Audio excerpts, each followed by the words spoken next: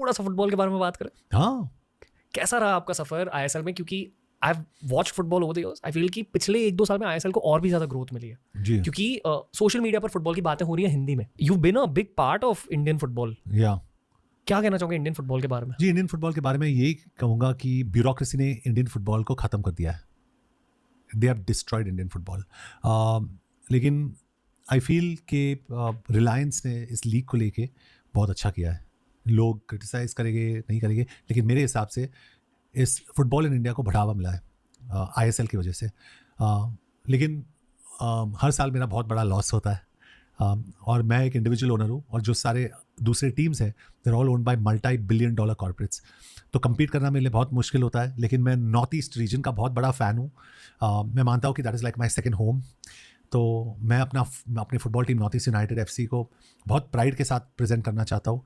मुझे भी बुरा लगता है, Ranveer, that's also when I nearly cry, जब भी हम लोग हारते रहते हैं, बहुत बुरा लगता है। और 2 सीजन ऐसे गए जहाँ पे बहुत बुरा हुआ।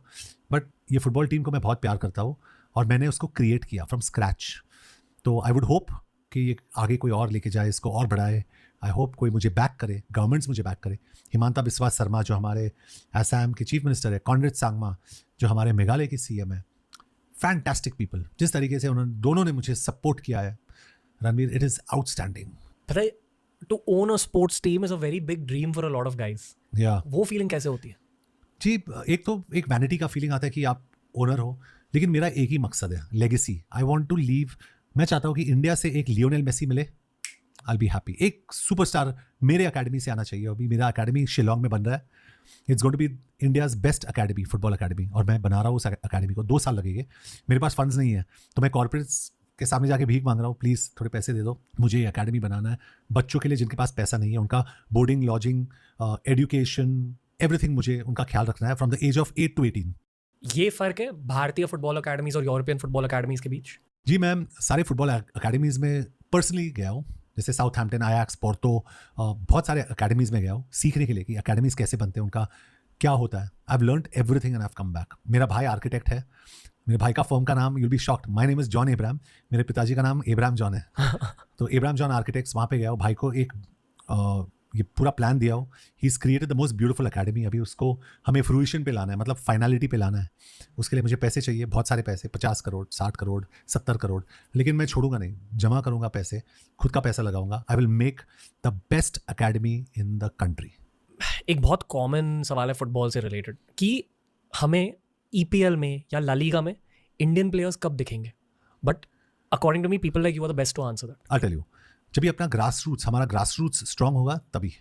जब भी आप सिर्फ आईएसएल टीम्स पैसे डालेंगे एक्सपेंसिव प्लेयर्स पे, उससे नहीं बनेगा। आपको इंडियन प्लेयर्स को डेवलप करना पड़ेगा। तो मेरा मकसद है from the age of 5 Indian boys and girls को, हमारा वुमेंस टीम भी है, हम डेवलप करना चाहते हैं।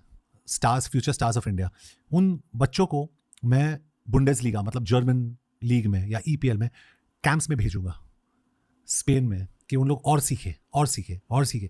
मेरे अकेडमी में पोर्चुगीज, स्पेनिश, वहाँ से कोचेस लेके आऊँगा कि हमारे बच्चों को सिखाए। And I will get that 1 star. तभी आप देखोगे जैसे सॉन मिन टॉटनहम हॉटस्पर के लिए खेलते हैं, कोरियन है, या कोई और कंट्री से, जैसे Mohamed Salah, who is one of my favourite players, Liverpool के लिए खेलते हैं। तो I think it will take time. Rome was not built in a day, जैसे बोलते हैं। तो फुटबॉल, इंडियन फुटबॉल अभी एक बहुत लो जगह पे है, बहुत लो जगह पे। हमारी रैंकिंग भी बहुत ख़राब है, और हम लोग सब रिस्पॉन्सिबल है। We have to take responsibility. तो मेरी कोशिश यही है कि पैसा फेंकने के बजाय कि हम लोग चैंपियन है, उसके बजाय हम लोग ग्रास रूट्स पे कॉन्सेंट्रेट करें, तो ही अच्छा होगा।